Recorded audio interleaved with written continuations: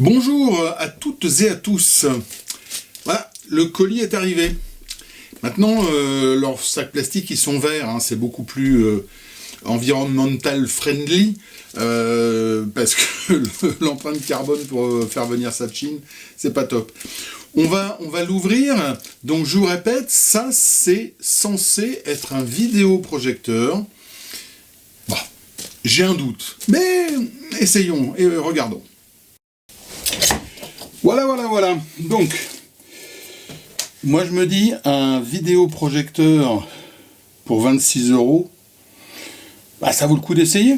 Alors, qu'est-ce que ça dit ?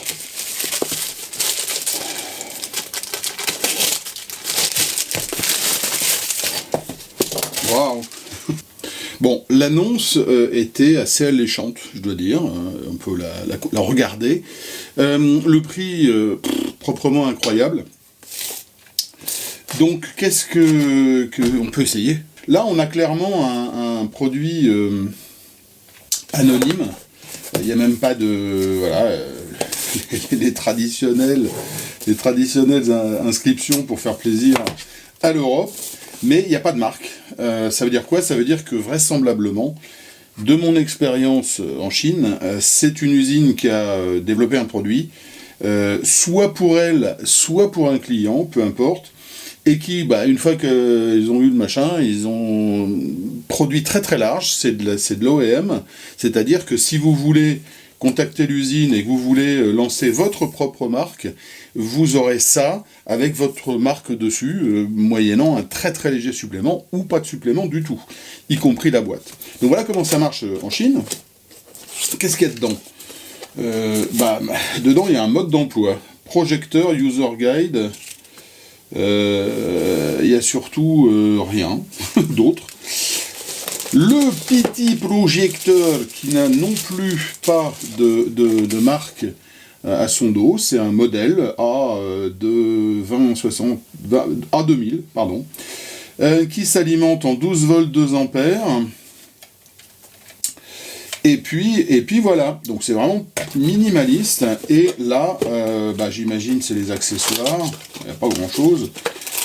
Ouais, comme une télécommande, et puis une alimentation 12 volts 2 ampères pour alimenter le bousin.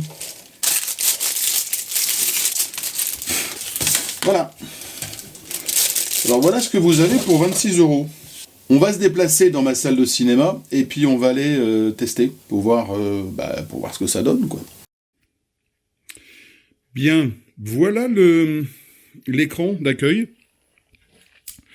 Là, je suis en projection sur c'est dans ma salle de cinéma, donc sur un écran déroulant. J'ai éteint la lumière, j'ai fait un peu d'ombre parce que, bien évidemment, ça n'a pas la pêche d'un projecteur classique. Donc, on a à peu près toutes les options. Si on va dans le menu des options, on regarde, il n'y a pas grand-chose, hein, très honnêtement.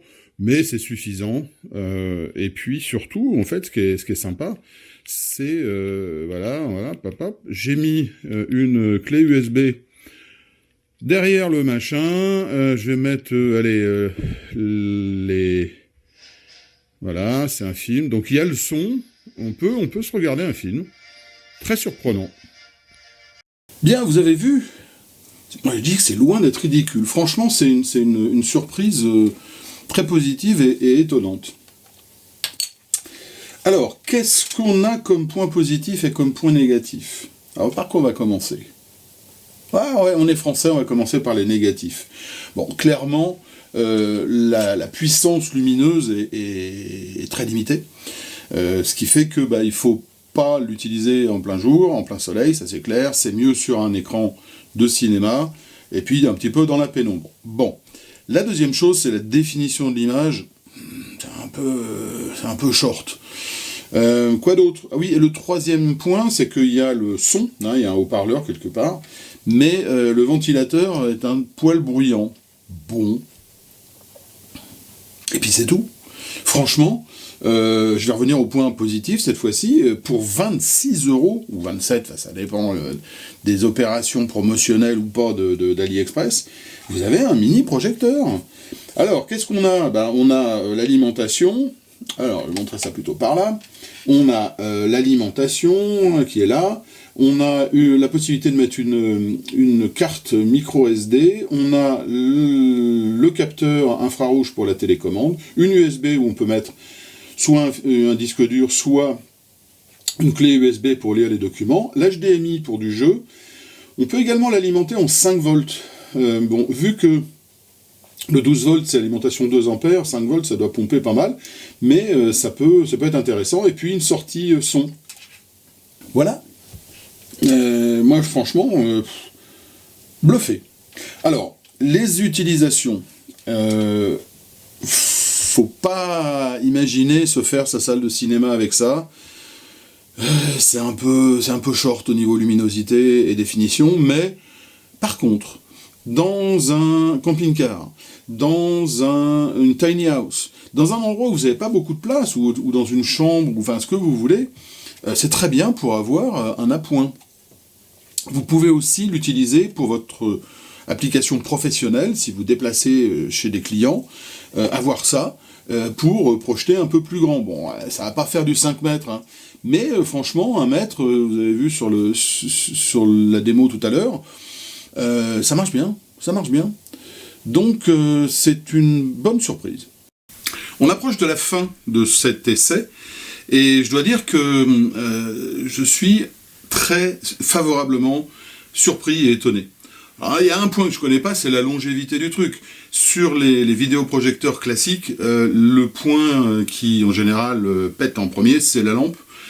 Là, c'est petit, je sais pas. Mais en tout cas, pour 26 €, là pour le coup, vous en avez pour votre argent. Si cette vidéo vous a plu, n'hésitez pas, likez-la.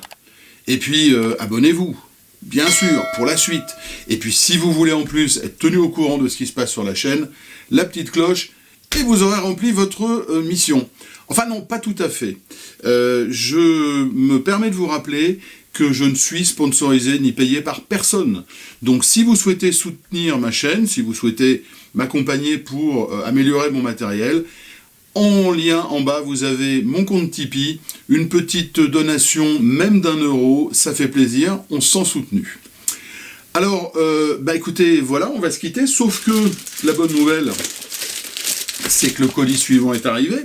Donc, une prochaine vidéo vous attend. À très bientôt.